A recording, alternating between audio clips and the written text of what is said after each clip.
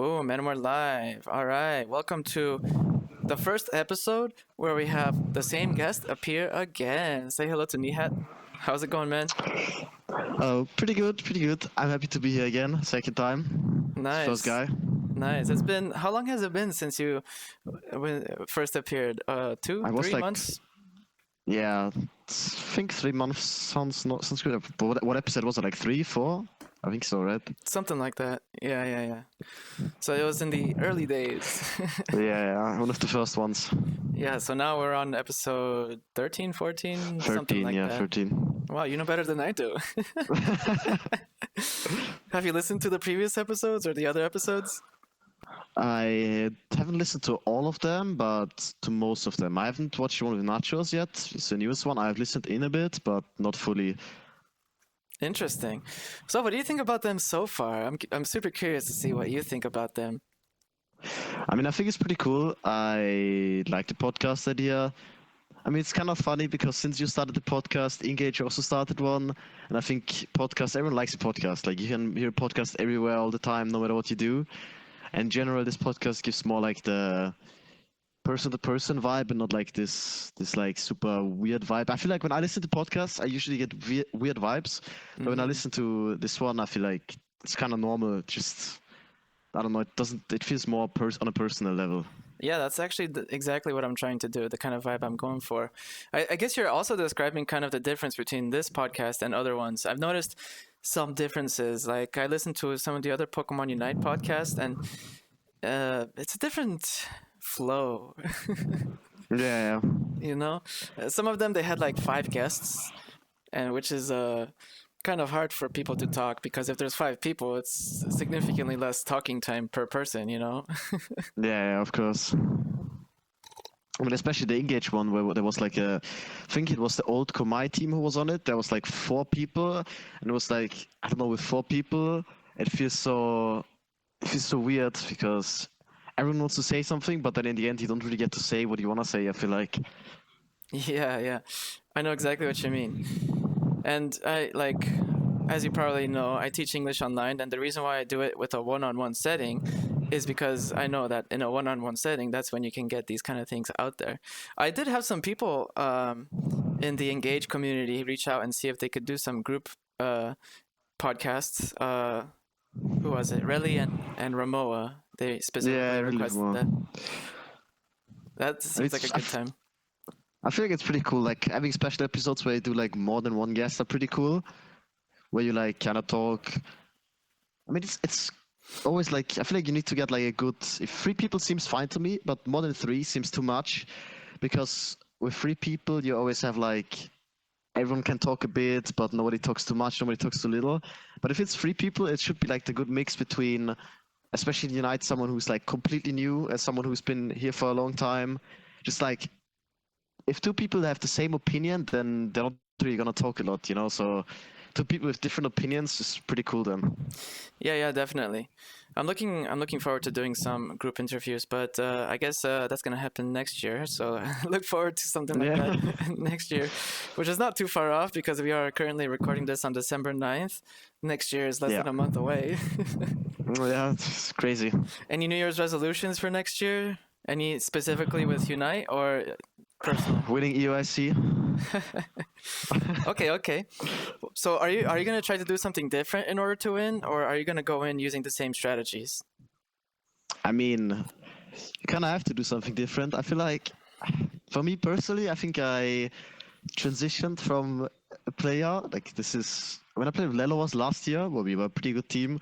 I feel like I was kind of, I don't know. We had Snow, who was kind of like a mechanical guy, who was like the guy to look out for. Then we had Marv, and Potato, who have been in the scene for a very long time. Toast also is one of the rookie, even though he was a rookie, but like more of the promising players. And if you look at Toast and Snow, they're both like really good players now. I think I transitioned more from a player that was like kind of just on the team existing into a team where I have a lot of young teammates. Like Rally, as example, he's 17. Jose is, I think, 20. Jarawi is also like 20. They're all like very young. I feel like I kind of have to get into more of a role of a leader a bit because all of those young kids. Because Well, if you very have young watched my compared to streams, you. I mean, they're not even that young, but just like the way they think and the way they talk, they are very childish still. Even though I love them, but if you've watched my stream, especially the Engage Ultra series, it was there has been a few very funny conversations. Yeah, So yeah, I think there's a a balance that needs to be found when it comes to playing with younger players because maybe they can have faster reaction speeds and stuff like that. But on the other hand, maybe it's harder for them to handle loss and failure. Would you agree? yeah. I mean, I agree. Especially, I'm gonna talk about my team here, but especially for Hosse, who's really, I don't know, I feel like when we lose to certain players he knows very well, he's gonna be really annoyed and very tilted about it, even though he knows we should be better than, we should beat them. And it's really important to not like lose your composure and still move on, especially for an event like EOIC. And then we're playing, and an in-person event is always different as well. Like Oh yeah. Rally is someone who is very like he's completely new to the Unite scene, like completely new, and he's gonna be it's his first LAN event. It's my fourth one for Unite, so for me it's not gonna be that insane. But for someone like Rally, if we get to play on stage, he already said it's gonna be so crazy for him, and I feel like he's gonna be very nervous. But I think we're gonna be fine.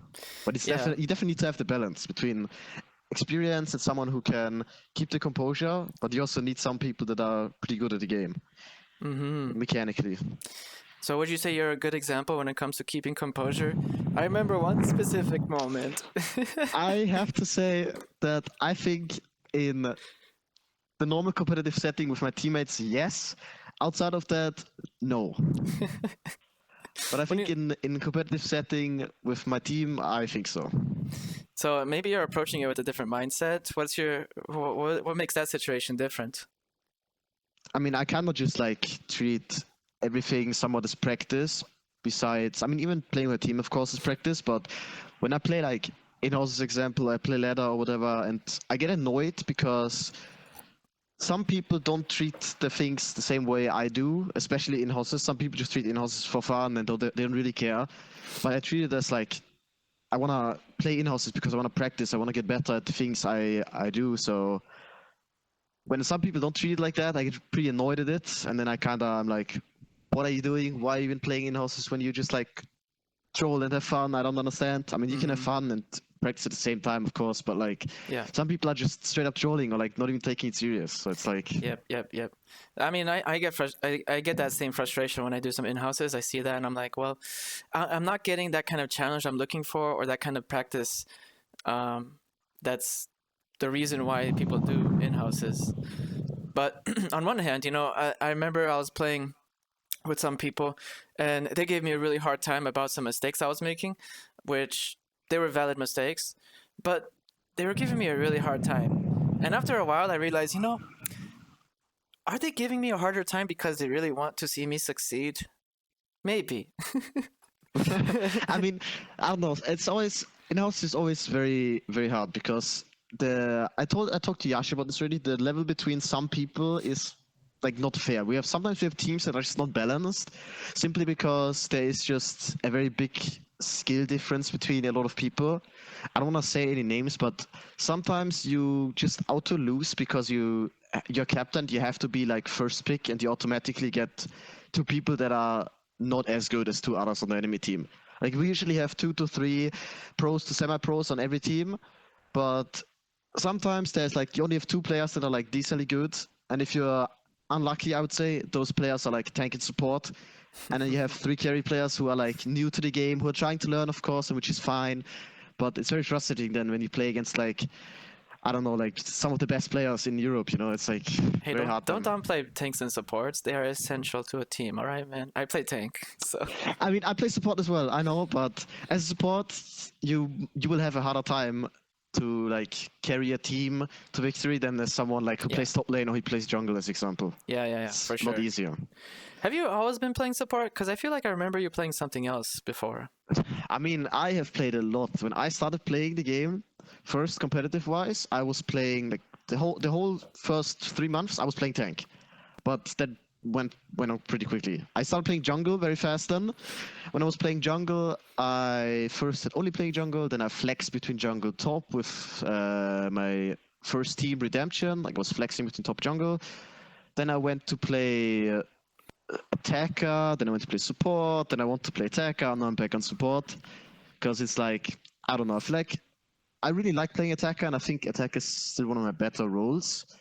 But when I play attacker and things don't go my way, I get really annoyed and really tilted. So I feel like me playing support is a lot better. I feel like I have more impact. Do you feel like maybe you're less likely to get tilted if you play support rather than attacker? 100%, because if I misplay on support, well, it is what it is. It's not the end of the world. But if I misplay an attacker, I'm really annoyed at it, and it's like really frustrating. Or I've played a few tournaments as attacker in the off season, and there was games where I did like 100k plus damage. I do so much. I feel like I'm doing everything, and we just lose, and it's so annoying. When I play support, when I lose, I feel like okay, I did my thing, yes, but I was like, I usually don't have that much of an impact that annoys me that much. That my performance was so insanely great, you know? Interesting. I guess it also makes sense because as an attacker, there's that risk where a speedster jumps on you, you're dead, and part of the blame can go on your defender slash supporter if they're not giving you vision or protecting you. So I mean, yeah, of course, it's always like this. Like everyone has their own role and everyone needs to do their thing. But I don't know. For me personally, when I play support, I also can use my macro knowledge way more because I don't have to focus on mechanics that much. There's still some supports that require more mechanics than others, but I think my macro knowledge is even better than my mechanical skills. I think I'm mechanically not that good or as good as others. Like Resu, Rally, Nachos, those people, I don't think I'm mechanically as good as them or can ever be as good as them. But I can be smarter than them, you know? So it's like, why not just use my macro knowledge than my micro? So you're saying that if your macro knowledge is better, then you should play either defender or support? Yeah, 100%. Like, I'm 100% sure that if you have good macro, you should play support or tank or jungle, but you should not play top or attacker. Like, especially top lane not, because top lane barely moves out of his lane. And when he moves, then it's 5v5 anyways, and then you don't need good macro. So, of course, you need some macro, but it's fairly easier as a top laner and as an attacker to just be like, okay, I'll stay on my lane, I'll just farm for like 7 minutes straight, and I'll be level 14 at Ray fight. It's way easier. If you do that as support tank or as a jungler, you just camp on the lane, it gets very difficult for your whole team for the game. Yeah, I mean, I play mostly defender, and two of the four pings that I have in my system, in my communication thing, is going to top lane and going to bot lane. Because as a defender, sometimes you got to know if you need to go top or bot to make sure that your team knows you're gonna protect or you're gonna, go ahead of them to get more vision or to see if the enemy is doing the objective, etc., etc. So would you say that you switched roles because you felt like you were more suitable for this role, or did you switch roles because you wanted to like take your gameplay to the next level? Like, do you feel like you reached a plateau and then you switched roles, or did you switch roles because it was just more suitable for you? I feel like I did the role swap where I was like on my plateau and played jungle. I think jungle-wise I was not that good. Just pure on my mechanics didn't get any better. Like I was playing jungle for like most of my time for like 2 years or 2.5 years, and I was just not getting better. Like I was only really good at like mages, but like all of those melee characters, I just suck at. I genuinely just suck at. Every time I play melee, if it's an in-house even, I say I don't want to play jungle. If I play jungle, I will play mages. I don't play melees. I don't do that. So I feel like my role swap from jungle away was because I was just not good enough. But swapping onto support, I didn't even want to in the first place. It was kind of my last second option, because I saw Lelovos was looking for support the week before UCS. So I was like, I don't have a team, fuck it, I'll just play support, even though I didn't want to. Then I played with them for a few months. Then I didn't enjoy it at all. I hated it. Then I took a break for like 4 months of complete UCS. I didn't play a single UCS tournament after we split up. And then in this offseason I want to play attacker again, but I kind of realized, well, maybe I should just play support. Maybe it's just better. And maybe I don't enjoy it as much as another role, but I don't really mind. If I win on support, then I'll play support. If I would win on tank, then I'd play tank, you know? It's like, I'd rather prefer my success as a team than my personal success as a player to be a good player, you know? Yeah. That's the right mindset to have. You got to be a team player. Yeah, I mean, of course.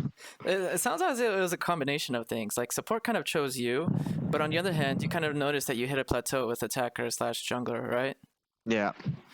I, I think 100%. I think that's actually a good strategy. If you feel like you hit a plateau, start getting good at a different role and maybe come back to the other one after some time pass, because I did that because I played top lane like a lot and I felt like I hit a plateau. So I switched to defender for a while.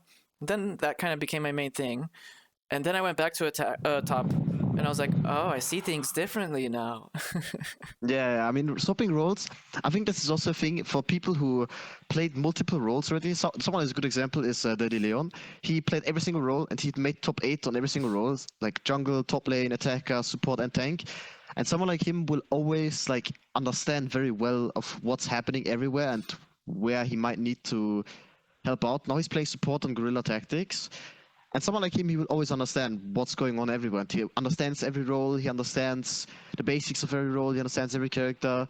Someone like him, also me who played several roles, they will always understand what's happening. It's like really good. I feel like some people should try different roles in ladder as well, or even in in-houses and 5-stack, just to understand more what's happening, especially new people. Yeah, 100%. You see things kind of differently because you know that the enemy support player is going to be in a specific position, probably because you played support and you know that's what you would do, or top lane or jungler, etc., etc. If I were to kind of get good at another role, honestly, it would be jungler because I feel like that's the one that I lack the most. Like, there's literally one speedster that, or maybe two speedsters that I play: Talonflame and Rapidash. Pretty much. Yeah, Rapidash is not really a jungler. I mean, you can play horse jungle, but it's more strong on lane because it's really oppressive laning phase. Yeah, and I play Rapidash top lane as kind of Yeah. support with XP share. Yeah, I mean that is also this. It is funny. It is annoying. It used to be way stronger. Now it's Yeah. not that strong anymore, but it's still annoying. Yeah. Well, things are changing with the XP share, which I'm actually honestly glad for, because then I can actually remove that item and play something else with all of my defenders. How do you feel about that XP share change? I feel like this is something that I think I've seen so many different opinions on. And on one side, I feel like it's good for ladder, and for the ladder people, it's pretty good because you will always like have your XP and stuff like that. But I don't know how I will like it for competitive. Because on one side, I'm like, oh, I'm playing support. I don't have to put on the XP share anymore. I'm rocking a damage item now. I can actually do something, you know? But on the other side, I'm like, if we don't have XP share anymore, what does that mean? Maybe it's like support and tank. I don't know. If I feel like support and tank could also like kind of switch into, like, we already see around us being played as tanks. Like Velma is the best example. I feel like that could happen more and more with that change. And I don't know, maybe we go back to like 1-1-3 or something like that. I don't know. I feel like something else is gonna change with that. It's not gonna stay simple with a 2-1-2 and people are just gonna play the same. Yeah. I don't know about it. For ladder it's great, but for competitive I don't really know yet. I think it's definitely going to change a lot because the 2 XP share meta was like such a thing for such a long time. People have it ingrained that the XP shareholder has to play in a specific way. And so essentially now there's going to be more XP total if 2 allies are next to farm. Which means that it doesn't have to be the XP shareholder. It could be any ally, which is nice because it frees up the, I guess, decision making for the XP shareholder, because a lot of situations you might see some top farm and your top is about to go get it and one of the XP shareholders should go up and be there with them, you know? But now it doesn't matter. So theoretically you could do something like having I don't know, 2 characters that do lots of damage and clear the farm much faster, and that changes things quite a bit. And on the other hand, it can also be a little frustrating because as a jungler, that means if there's an ally next to you, you're going to get less total experience. Yeah. Which means something like giving the red buff to a Eldegoss wouldn't be as viable, right? Yeah, that is something that is, I think it slows the game down a bit for competitive wise, which is good because I also like the new map changes. Like, I like it that we're slowing the game down with this a bit more because the game is just way too fast for competitive. Because with the XP share, you just give red buff to your Eldegoss, you can gank bot lane, and then you can speed barrier up to top lane, then your top lane, then you can also run bot lane again, and then you can clear your jungle, and then you can go mid, and then you're level 8, and then you can do something. It's just way too fast. I like the changes that we slow it down a bit with those things. Probably it's unintentional, but they do slow the game down like this. Who knows what's going on through their heads, man? Maybe it's Honestly, intentional. with the 75% Delmire nerf, whew. Yeah.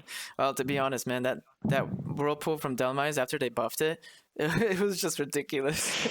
I mean, I played 30 games on it. I have 70% win rate, and this thing is disgusting. I played XP share on it, and I did 150k damage.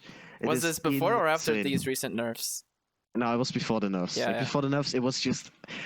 It might have honestly been the best character of all time I've ever seen in a video game. Like, Yeah. that was disgusting. It really was. It really Like, was. Pretty much, if you didn't have Delmise on your team, you're throwing. I mean, if you didn't have that much, your chances went down by like 70% at Yep. least. Yeah, but I think these new changes are good because now the berries, instead of being speed berries, are heal berries, which means characters that have lots of health or bulkiness, like defenders, are going to be able to play more aggressive. Like they're going to be able to give more vision in the middle of the map because instead of having to recall, they could just get one of those berries. And I think on one hand, Vaporeon is kind of OP, but on the other hand, I think Vaporeon is one of those Pokemon that benefits a lot because as a defender, it has really good mobility with flip turn. And so if you run low on health, you just take a berry on your way, or take two berries on your way to the other lane, and you're back to full health and you're rotated. So easy peasy. And you get vision in the middle, so it's like, super multi-purpose. Also, these new bushes are really nice. There's like I think there's more bushes than ever, right? Yeah, there's never been more bushes. The bushes are in like there's a lot going on. I mean, I like it a lot because on one side I really like the map changes, especially for people who play jungle, who play top lane. Blaziken is really good on the new map because of so many bushes. On the other side, the berry thing is also good, but I feel like we overtuned it a bit. I feel like there's 2 berries on top lane, bot lane. So there's 4 berries, and then you have 1 in your jungle, that's 5, and then you have 2 in mid, so that's 7 berries on every side. You have 14 berries on the map, which is, of course, is pretty cool, but I feel like it's kind of overtuned, because poke is just shit now. If you play this right with your berries, you can basically have probably 5 berries up all the time, and for Kyogre fights, you will never be able to poke, because they will always be full HP. Because if you poke, they just take a berry, they just go jungle, take a berry, take top berries, whatever it is, they always take berries, and poke is really bad now. And also attackers just suck into so many bushes. Attackers were pretty good on Kyogre, on Groudon map, because there was less bushes. Yep. But with all of those bushes, attackers have such a hard time now. I guess it depends on the attacker. If you have like the ones where you have to, what's it called? Point and click abilities. Well, the rise of like Mewtwo and Miraidon is simply because of, okay, they got buffed as well, but simply because of the map changes as well. Something like Mewtwo is just always a safe pick, even if Mewtwo X is or not Y? the great Mewtwo Y. Even if Mewtwo Y is in a bad position, you can always double TP out. You have Side Strike where you can't get CC'd. Same goes for Miraidon. You can just check bushes with your Thunder and your Charge Beam, and it's really annoying to play into those things. Meanwhile, on the other hand, something like Venusaur, fucking Delphox, stuff like that is pretty hard to play on this map because there's so many bushes, you don't really know where anybody is, and it's really hard to play, I think. You can still pull it off, of course. I think it's way harder. Yeah. I mean, I've seen actually surprisingly some good success with certain attackers. But of course, those that need to press A, like Cinderace, are going to struggle because you can't press A if someone's in a bush, which is hilarious. But surprisingly, I've seen people act or play like those bushes don't exist. Like they forget, not bushes, those berries. They forget that there are heal berries now, and they just they're running away from the berry on low health. I'm like, dude, just heal. There's a berry right there. It happened to me so often already as well. I was like, I'm gonna base, and then my team is like, yo, what the fuck? There's 2 berries. Just take the berries. What the fuck? Like, exactly. Oh shit, true. Yeah, we have to change some ways of playing now. And to be honest, though, I don't really know if I like the Kyogre buff, though, because it's so hard to come back if the enemy team gets the buff, because you just can't knock them out. They're just impossible to kill after that. What do you think of that buff? I think I mean, the whole patch was just the opinions are so split. Yep. I like this buff more than the Groudon and the Rayquaza buff because simply if you got Groudon buff, if you got Rayquaza, we knew it was over. Like you basically couldn't win. But with Groudon, we were like, oh, no shields, you can win. It was impossible. If they got Groudon and they had one character who was scaling, like as example, I was playing a lot of Latios when Groudon was out, and if you had like 180 stacks with Latios and you got Groudon buff, which was manageable, you were one-shotting everybody. Like you were just one-shotting people. We had in a tournament this weekend, we played against Latios. This guy did 6,000 damage with one single Dragon Pulse. Because of Groudon buff. He just one-shot us. It's really hard to actually win if they have like Groudon buffs. With Kyogre, it might be harder to kill them, but you can do comebacks way easier. Because pushing is harder with Kyogre buff than it is with Groudon buff. You might not have pad here, which is okay. You might regen HP, which is also good, but realistically it's easier to defend like that than someone who has like 30% damage buff. Like imagine a Zacian with like 15, 30% damage buff just running into you, just slicing you up. You just can't do anything. Yeah, Now they that's might true. regen HP, but it's less damage. But on the other hand, if a Latios has the Groudon buff, they're still just as easy to get KO'd, and that means there's a higher risk, higher chance that the enemy team can get that transfer to them. On the other hand, the other change that they made was that the pads don't heal even after they get the buff, which is, I think, one of the the most unnecessary thing. Because when Groudon was there, the pads still healed, so you could defend relatively easy. Now, even the pads don't heal, so what the heck? Well, I think they did it because if the pads would heal, I think getting Kyogre, winning is really hard then, because you regen HP, but if you defend, you basically do the same. You're on your pad, you also heal HP. You don't get like any great benefit from getting Kyogre then, besides okay, I'm healing, but who needs heal when the enemy also has heal? You know, it's kind of, I don't know. I feel like the change is not bad, but it's a bit too long because it's like what 90 seconds on no pads. Yeah. That's basically the rest of the game. Yeah. I feel like if they do it for like 40 seconds, 30 seconds, stuff like that, it would be a lot better. Yeah, yeah. I mean, there is definitely a possibility that they're going to change it and update it because they have made changes and that sort of stuff. Speaking of some changes, since our first episode, they introduced a few new items like Big Root, one of my favorite new items, as you might know. We had a pretty good discussion on the Engage Discord channel because I was talking about how I think it's good on Blaziken with double stacking and potion. Everyone's like, no, you're stupid, you're crazy. What do you mean? No eject button. What the heck are you talking about? I mean, I think Blaziken in general, I think the only reason why you would play, the main items are always attack rate. You need attack rate. I also think you need Razor Claw, and weakness is also really good on it. The only way you would swap out, I think, Razor or weakness for focus ban is if you play Blaziken on lane. But then you still lose a lot of damage, which is also not great, but then you have a better laning phase. But I think it's possible to pull it off, but you kind of lose what Blaziken is like really good at, I feel like. Because Blaziken is really good at getting ahead, and when he's ahead, he just snowballs more and more and more, and you just can't really come back because overheat just does like what 3k damage, and with the flash, it's just so oppressive. You can stand in a bush, flash overheat like 3 people, blaze kick them into a wall, move swap, and they're all dead. Yeah. And the less damage items you take, you might tank more, but you do like no damage then. Yeah, but like you said, I think it's better in lane. I've done a lot of Blaziken since Big Root came out, and I noticed that Big Root in jungle, I don't think works that well. But nah, in jungle it's not playable. Yeah. But it's like, I think in ladder you can basically play anything, right? In ladder experimenting is completely fine, and I think if you play Big Root Blaziken with potion in ladder, it might not be bad because people don't know how it works and they will never kill you. Like you can farm crazy stat amounts, and it's also why something like Scizor is so annoying in ladder to play against because people don't know what they're doing. They're just running into the Scizor and he's just never dying.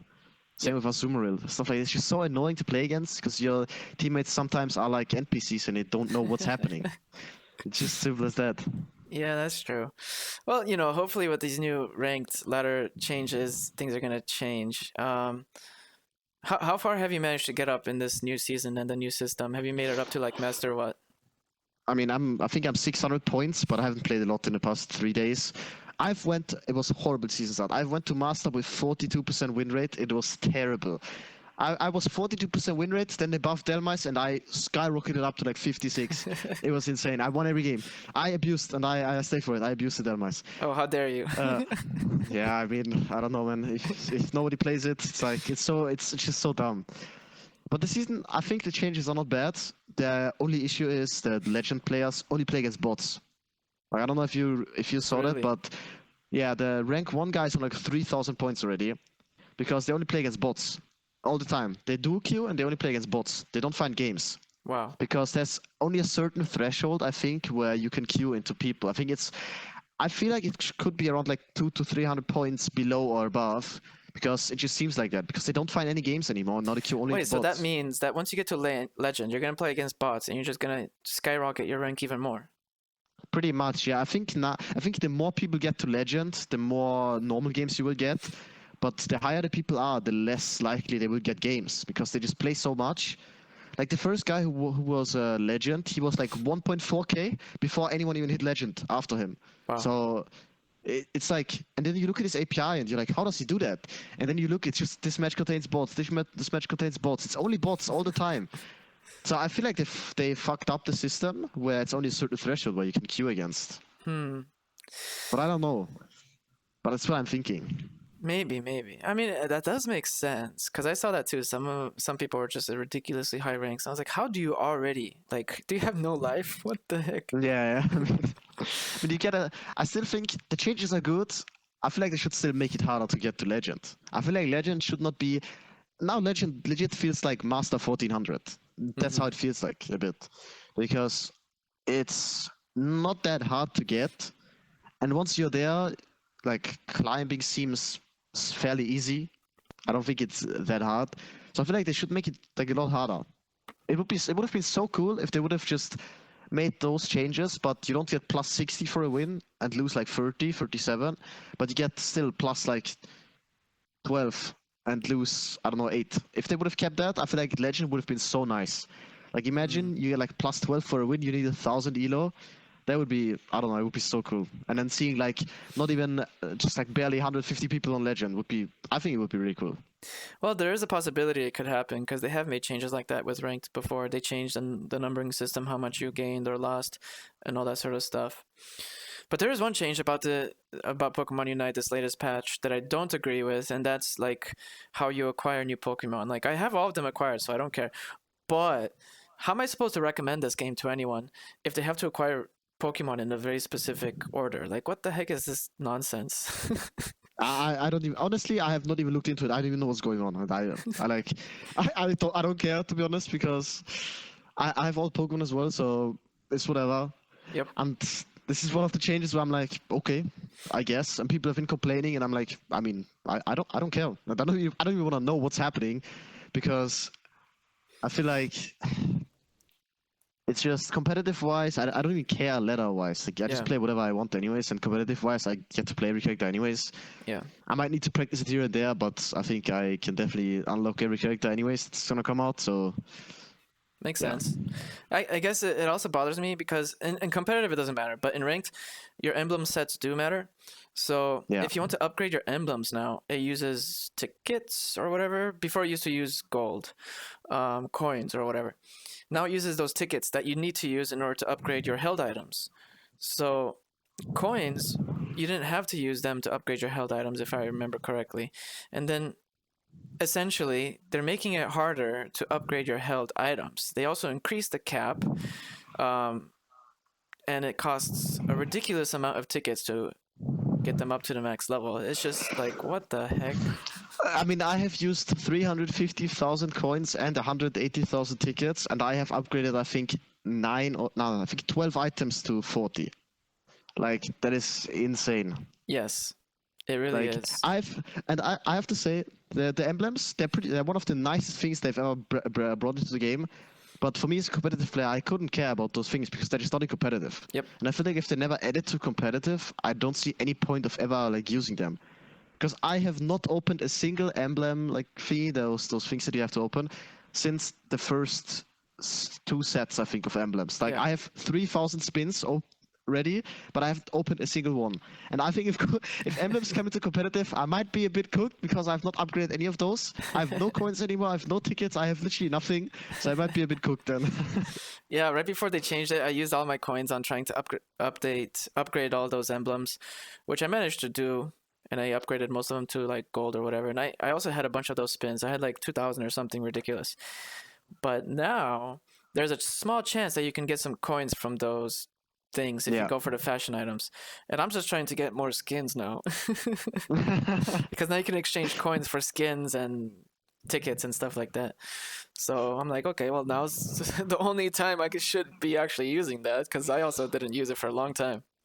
I mean, I like the change that you can buy skins with coins, but I have to say, when are we ever going to get new fashion item, like for the fashion tickets and for the skin tickets or whatever it is? Yeah, yeah. Like those skins were in the first day of the game, but they never added a single other item there, which makes no sense because it's also a really nice idea, but you don't get anything for it. Now they make us buy it with coins. Yep. I've bought the Clefable skin for 150,000 coins as well, but like, and the Dodgeo skin, but it's like, just make us use the tickets that we have, no? Those fashion tickets, those skin tickets. Yeah. Add some skins there. It's not even that hard.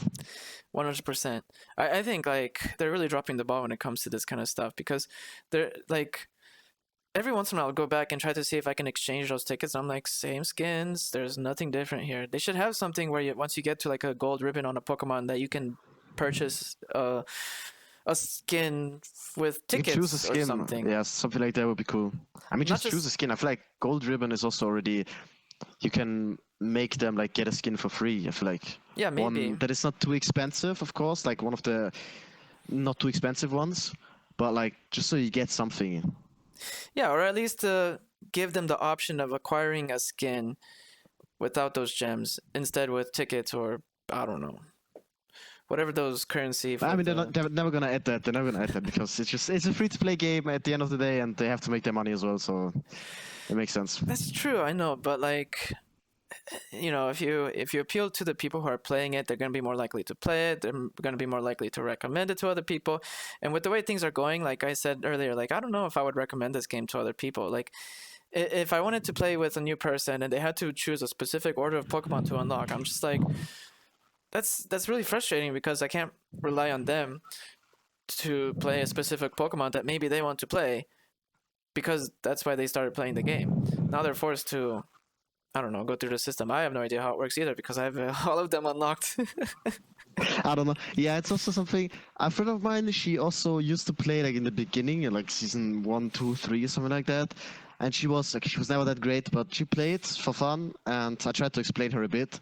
But she came back like a few weeks ago, and she asked me what's going on and what's new, and I was like, there's just too much. Just play the game, find it out. I'm not going to explain. It is too much. It happened, and there's too much happening still. I honestly, I don't even know myself. I said, because there's just some things that I also don't even look at.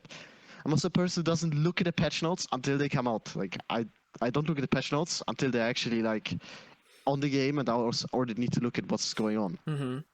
I like to look at them a little bit beforehand, so I can start thinking about how things are going to change. I don't know, start theorizing about that sort of stuff or whatever. But yeah, lots of changes going on. I like to try to be optimistic.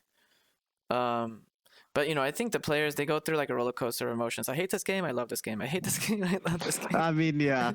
I personally have like I've like 5,000 hours on the game now in like 4 years, which is ridiculous. Yeah. But it's like, I always say I hate this game, but I'm not gonna stop playing, because I just have so much fun actually playing. And every time I play too much, like I'm now at the point where I can confidently say when I play too much, I'll just stop playing for some time. I only play my scrims, I only play my competitive stuff, and I don't play the game at all. Which some people should also learn to do. Especially like high tier players and competitive players, you hear them, they don't have fun at the game is shit. But it's mainly just because they play too much. Mm-hmm. That's the main reason usually. Like you've seen like people like Bruff, Gutlu, or Adesu, all of those people take a step back from the game a bit more because they didn't enjoy it. And now they've taken their break in the off-season for like 2-3 months, and now they're completely back. They're streaming again, they're playing normally, they're playing regularly, and it's fun again, because if you do something too much, of course it's not gonna be fun anymore, no matter what you do. Yeah.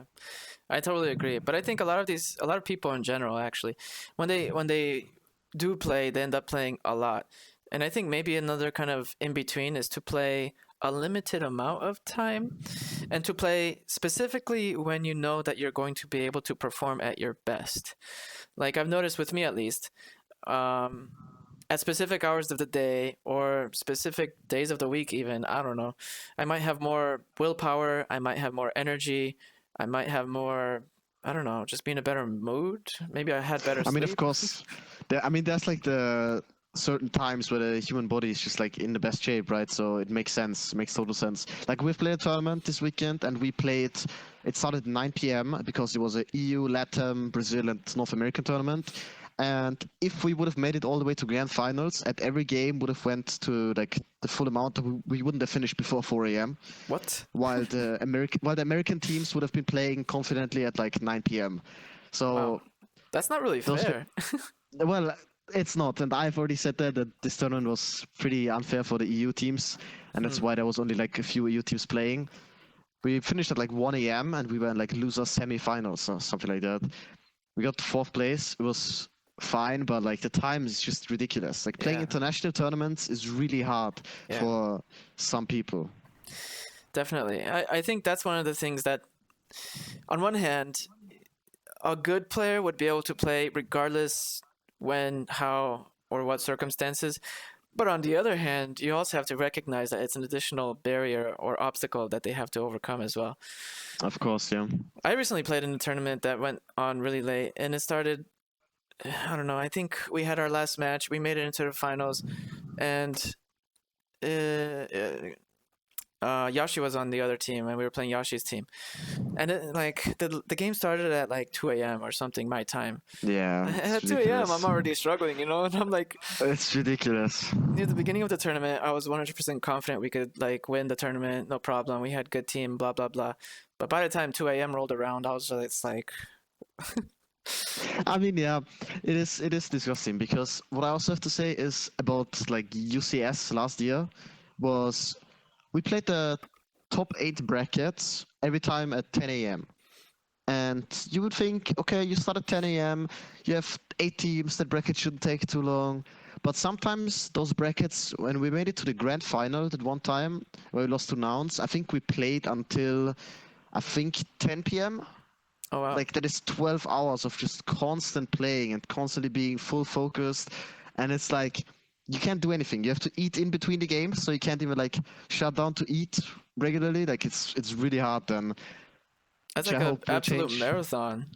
Yeah, I mean, Maybe it's that's what very we should long. do. To be really good and to win in tournaments, you have to train like that. You have to do 12-hour hardcore gaming sessions. I mean, that won't work in ladder. In ladder, it's a bit frustrating to do that, I think. Yeah, I know what you mean. Maybe at least 5 stacks in ranks, because at least then Yeah, but there's no 5-6 playing. There's the issue. There is the issue of Europe that we do not have any 5-6 playing. Nobody plays 5-6 anymore because people just wanna grind and just play ladder and win. Because winning in 5-6 is definitely harder than trio queue. Like we all know that. And whenever there's 5-6 going on, you queue into the same like 15 people anyways. Yeah. There's the same Dookie 5-stack playing. So playing fives as a team is pretty annoying because you don't get any practice. It's only really good if you wanna, I don't know, if you wanna just like have fun a bit with your friends, or if you wanna do like team bonding and like synergy practice. That's the only way 5-6 is actually good. Yeah, I see what you mean. Yeah, I mean I totally understand the struggle. I was doing some 5 stacks with some friends and stuff, and we just kept on playing these ridiculous teams that were way out of our league. We played against you. Yeah, I I remember played we against you. I think we completely ran over your team. There was like Like bro, 2 or 3 times. like, see, this is like the point of ladder. We're playing, but it doesn't do anything because we get barely any practice out of it, and you guys also like Yeah. don't get anything from it because you just get ran over. Wait, what's your team name again? I mean, it was Los Caducados, and now we got signed, and now we are Los MTC. Los MPC? MTC. M T and a Z. I don't know. Los NPCs? Not Los NPCs. You should call yourself the NPC so that when you beat someone, maybe, you yeah. could tell them that they lost to a bunch of NPCs. I mean, I'll tell them this anyways because really is an NPC. I really is a definite NPC. This guy. That's funny. Hey, don't let him hear that. He's supposed to come on a future episode, and I don't want him to change He his watches mind. this. He's gonna watch this episode anyways, then he's gonna clown me again. He did it last time. Yeah, actually, that's a good point. If you want to shout out someone, who do you think would be a good shout out to come on to the podcast? One or two people, maybe three people. Who would you shout out to come on to the podcast? It depends. Do you only want to stay in EU, or are you also open to like go to like other regions? Well, I've already had other people from other regions. Like I recently had you had someone Zoinks, from I remember, Oceania. right? I had I had Zoinks, OC Indy. as well, yeah. Those are both from NA region. I think maybe the only ones I haven't had is like India or Japan, like Asia. I mean, language barrier there. I guess it's also hard. I think I could say someone. Maybe you could get someone from the team Project Mbappe. Those Okay. guys, I like those guys. I played against those guys. So maybe those guys would be a good. It's like Celestial, Curious, Chris Smith, who is like the prodigy of NA. Who is on the Darky Loco, who's also pretty funny. Mm-hmm. But maybe Project Mbappe, maybe one of those guys. I don't know. Okay, I'll see if I can get in touch, reach out to them. I've been sending out lots of messages, and I mean, I guess now around this time of the year, with holidays and everything, people are getting busier. I don't know. Well, now it's busy because this week is also the qualifier week, right? Like, some people are just like focusing for qualifier, or as you said, holidays. It's just pretty busy. Yep, definitely. But yeah, next year is already almost upon us, and you said you're gonna win some tournaments. What's the next tournament? What's the next tournament you're gonna participate in? Next time we're gonna play is the weekly this Friday, but the real tournament is the UCS League Open Qualifier. Like the way UCS is played changed. And on Saturday, there's the qualifier until the top 8. So on Saturday, there's going to be a tournament bracket, double elim bracket played until there's 8 teams left. And on Sunday, they're going to play the top 8 bracket out. And out of those top 8, the best 4 teams will qualify for the league that is played.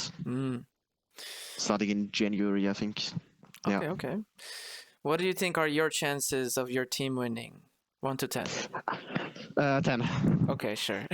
I think an open qualifier, I think most people would agree there's only 2 teams that realistically could win. That's Guerrilla Tactics and our team.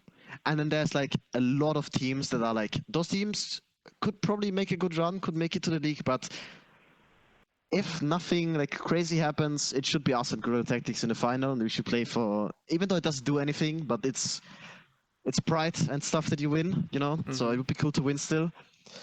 But there's lots of other teams. There's Euic Esports Core. Those guys are pretty decent as well, but those guys are like shaky because they're good, but they have a very high chance of not making it, I think, even though they should be the third best team in the qualifier. Then there's also Thank You Next if they're playing. Those guys are also not bad, but they've been going through a few things with the attacker player, but those guys are also not bad. Then there's also a bunch of like Spanish and French teams. There's like this Treffy, Qatar, Mbok team. They're also pretty good, but they could also just not qualify because, I don't know, not enough practice and stuff like that. Then there's also another French teams, Euic Esports Core, whatever it is, Gear, whatever, like Iklas, Classics, with a lot of experience, people who've played at Worlds and several lands already. Those guys could also make it, but they are also a bit washed, so it's a bit tough. But yeah, there's 2 definite quals, I think, and 2 very, very, very contested spots. Okay. What do you think is going to be not the most difficult team to play against, but the biggest obstacle to winning? Is it going to be like something like having to play at 2 a.m. or is it going to have to be something where you play 12 hours? Or I think the biggest obstacle for us to win is going to be people being nervous and people not getting tilted and upset. Because especially for our team, if Jose, as example, gets tilted and upset about the game, he just shuts quiet, he doesn't talk anymore, he just gets annoyed, and you can feel it. What role does he play? He plays jungle. Like stereotypical jungler. He's really good, but if things don't go his way, if he makes mistakes, he gets mad about himself, and then it's a bit annoying. And also Rally is completely new, so he already got nervous in like those off-season tournaments when we played. So I can only imagine if you play like in a grand final on stream, those are obstacles that just need to be overcome. But on the other side, there's Guerrilla Tactics, which have the same issues, like Jory King, TB. Those guys have like never played on like a complete real stage as well. So it's like, yeah. And I would love to play in grand finals against Guerrilla Tactics, because I'm really close friends with some of those. Like Snow is my ex-teammate. And I think I've never lost a single UCS set to Snow in my life. I think every time we played against each other in UCS, I've won against him. So I want to play against him again, and I want to beat him again. just to So I can, just to keep that streak going.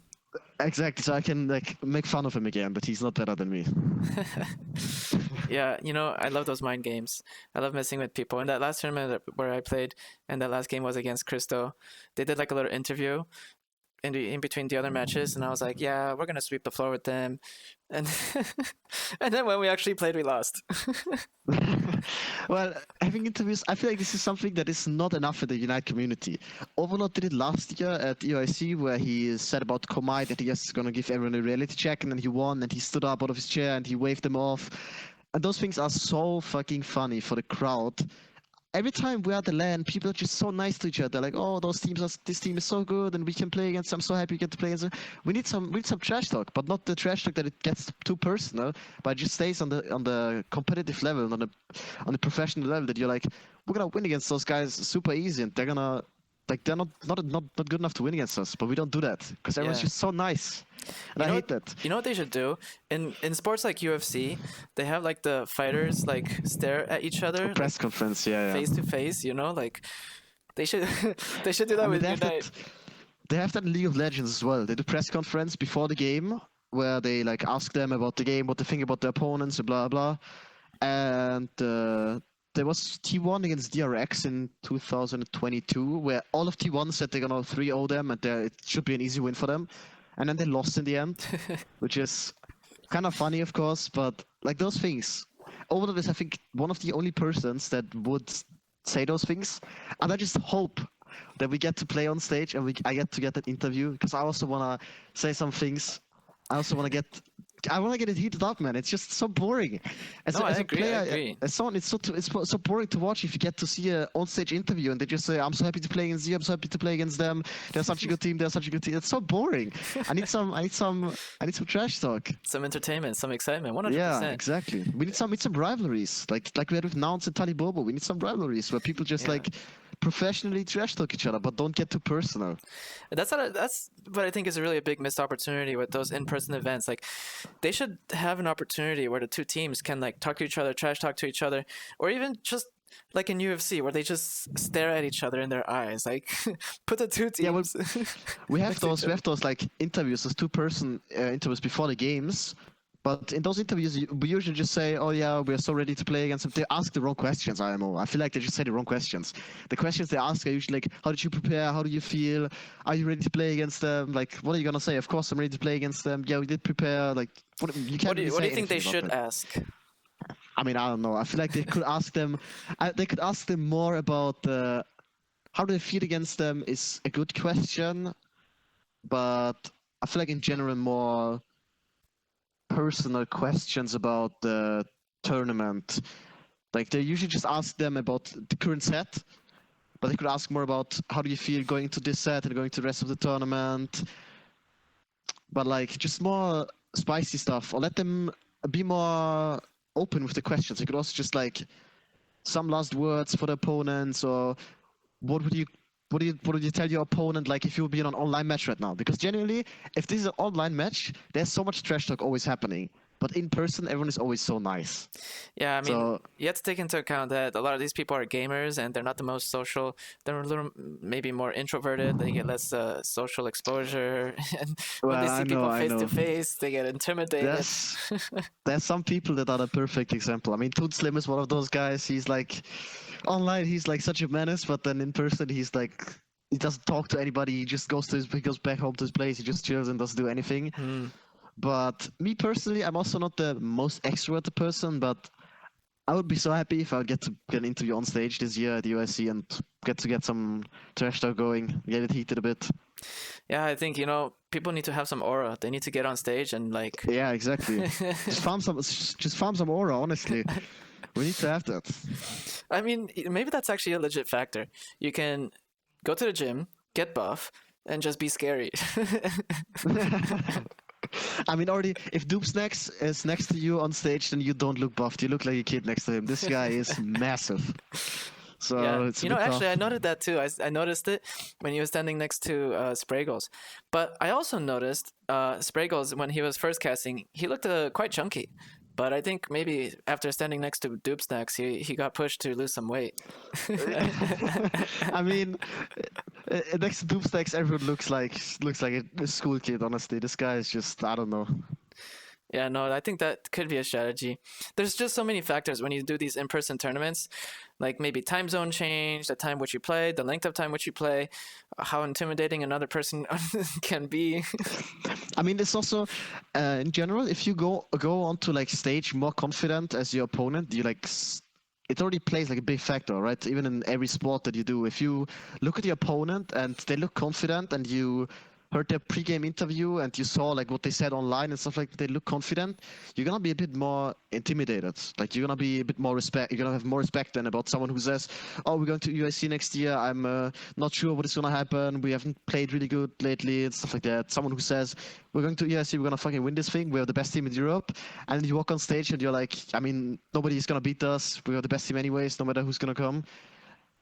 They're more confident, obviously. Like the right mindset is always important. Yep, 100%. This is one of the things I also, I guess, is part of my job because I teach English. But the main thing I teach is like how to speak confidently, which, if people don't know, a lot of factors that help you speak confidently have nothing to do with speaking itself, but have to do with like other things, like making sure you're taking care of your health, doing exercise every day, eating properly, getting enough sleep, and then understanding that there are like techniques to conversations that help kind of give it energy.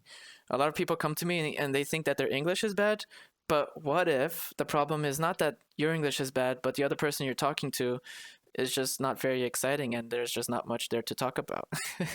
Maybe, yeah.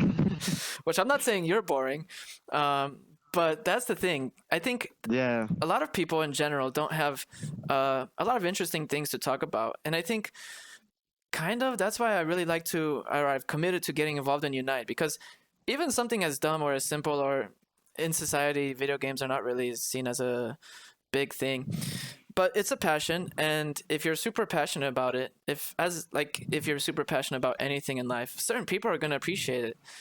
And it has happened to me where I met some people, and like I have this little sticker. Let me show you. Um, on my water bottle, it says "Live on Twitch." Okay. That was my previous handle, and I have it on my laptop. And I was at a workation. Someone saw that sticker, and they're like, "Who's this? Are you streaming on Twitch?" I'm like, "Yeah, I play Unite. I'm trying to compete at tournaments. I have a podcast." And this person was just like, "Wow, that's super cool. I really respect that." That's like literally what they said. And I was like, "Oh, cool." Yeah, it's pretty cool. So I think it can definitely go a long way. But yeah. Anyway, so it's been like 1 hour, but I wanted to ask you if you had any questions for me. Maybe you had something that you've been meaning to ask, or anything that you've been meaning to say. Anything you wanted to bring to my attention? Don't play Big Root in my in-house games, please. You know what I'm gonna do? I'm gonna play Big Root, and then we're gonna win, and then we're gonna show you. Maybe. But of course, I have to play. If I play on your team, I'm gonna play Blaziken top Big Root. I'm not gonna play support then. I'm gonna play attacker then. No, come on, man. You gotta. No, come on. You gotta give me a try. I gotta show you how it's done because I have faith. Okay, I'm a Big Root supporter. I got that Big Root energy. Maybe the next time we're on a team, maybe we get the Blaziken top with Big Root. Maybe. All right. Maybe I'll just join your team. What would it take for you guys to consider adding me to your team? I think a lot. Like I a think lot. if you would join this team, like I've been streaming our comps, and I think most people would not be able to handle this team that easy because it's very chaotic. There's a lot Mm. of childish behavior going on, and I You'd be think most surprised. people You'd be would surprised. crash out. I I have, mean, I think I have more patience than the average player. Um, probably, yeah, probably. so if that's the biggest problem, it would be easy. It would be a breeze. It shouldn't be a problem. No, but really, like, actually, I'm curious. Seriously speaking, like, if you were to, if you or your team were to actually consider having a defender or an all-rounder like me to join your team, what would I have to do for you guys to actually seriously consider me?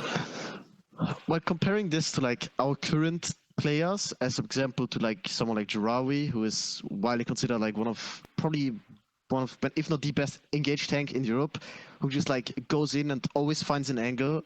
You would need to be really fucking good at engaging and always finding an angle. Because usually we depend on Jarawi when we don't know what to do. We are like, everyone just look at Jarawi, he's gonna find a catch, and we just kill that guy, and then we play like that.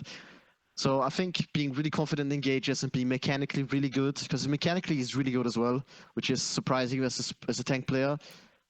But being really good at engaging and having really good comms as tank is really important. So And when he top lane, engages, he gives you a heads up a few seconds before. not always, but like we usually I'm the one who's like, yo guys, look at Jiravi, and while he's already going in, so we usually like get it just the second as he catches them. So Okay. he usually says it when he goes in, but that's something to work on. But that's pretty simple. But pretty good mechanics as tank still. And if I consider our top lane option, I think Reddy is probably one of the biggest like prodigies we have in Europe. So I think I personally would not replace Rally with anybody right now. Even if like Gatlu would ask me to join our team, I think I'd still play with Rally. Simply because I think the chances of Rally becoming really good are really high. He already got vouched by several people in Europe, by some of the best as well. So I think I would not replace Rally with anybody right now. I Well, love to the be kid, and honest, he's just great. my best chance of ever joining a team would probably be as a defender. I think so, yeah. I think it's just I'm better at defender. I mean, I like top laner. I like playing top lane, but it's one of those things I've noticed actually, and this is why it's interesting to play different roles. Playing top laner is like can be much more intense and much more like energy. Requires a lot more energy than playing tank. Like as a tank, I feel like I finished a game. I'm like, all right, I could go for another one. But when Yeah, yeah. after playing top lane, man, sometimes I finish a game and my hands are like, that was intense. That happens. That happens when I have to play jungle in in-house. I'm like, bro, Yeah. don't put me in again, bro. I can't, man. It's just too much. Yeah, exactly. That's how some roles are. That's just how it is. But that's the thing. Like I wish I can play in competitive like environments where I can play the role based on like my current state, because like in certain times or certain state of mind, I don't know, in certain moments I'm like I could go for top lane right now. But on the other hand, maybe I feel like more defender. But I don't know, maybe that's just wishful thinking. Maybe, I guess, yeah. Because in competitive environments, most people just stick to the roles. They don't swap roles. Although I have seen some teams do that, but it doesn't happen Well, I much. think, well, Dignitas is probably the best example. Like, they switch around a lot. Nouns used to switch around a lot. The new Komai team, which just got announced, also switches around a lot, which I don't think is bad, but I do think that the teams that just stick to their roles usually get to play like a more stable game. When you swap around a lot, when you play jungle, then you play bot lane, then you play top lane, you're less likely to like win a lane and get ahead, but you need to like make a comeback as a team later on. Yeah. The chances are way higher.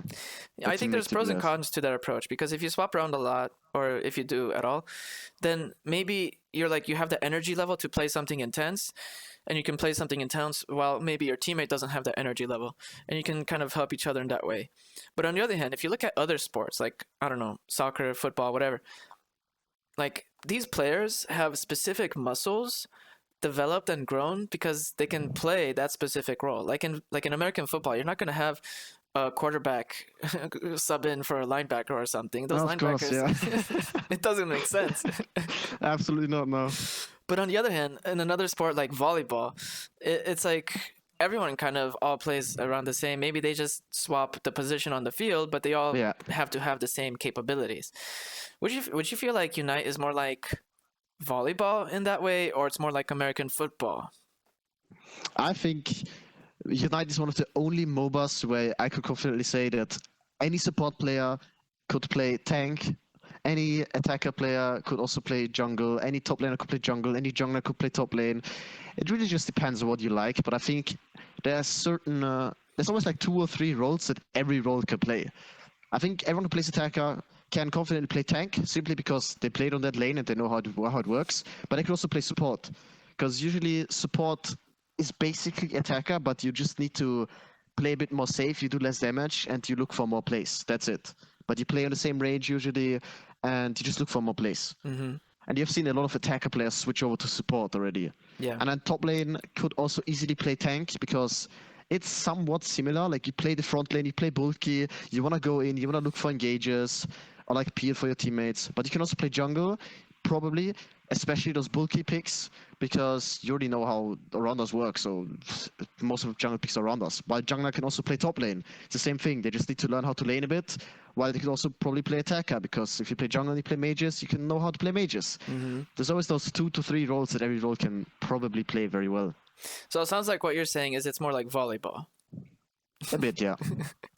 Which I actually also agree with. I actually like it for that reason. Unlike other MOBAs like League of Legends or stuff like that, the roles are very, very different. And that's one of the reasons I like Unite, because some roles are not very clear. Some, I don't know, all-rounders can be tanks, or some tanks can be all-rounders, and it's just like, it gets mixed up. Yeah, of course, 100%. All right, man, let's go ahead and finish it off there. I'm sure there's always more stuff to talk about, which, of course, you can do on another future episode. It's always a good time having you on here. Maybe we'll even do a group episode next time with you. Hey, maybe we do a group episode with the team after we won the qualifier, you know? We could. We don't have to have all members of the team either, because I think having 5 plus me is going to be a lot. Yeah, it's a lot. So like even 2 to 3, maybe? Yeah, it could be a good time, definitely. All right, let's finish it off there. Thanks for coming onto the Elite Encounter podcast. And what was that team you shouted out? I wrote it down.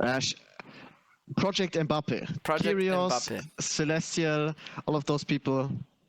All right, maybe guys. get them on a podcast. All right, guys. If you're watching this podcast, get in here. Let's make it happen. Like a dumbass hook. I'll just hook you in there. All right. Well, that's it. See you later. Adios. Bye-bye. Bye-bye.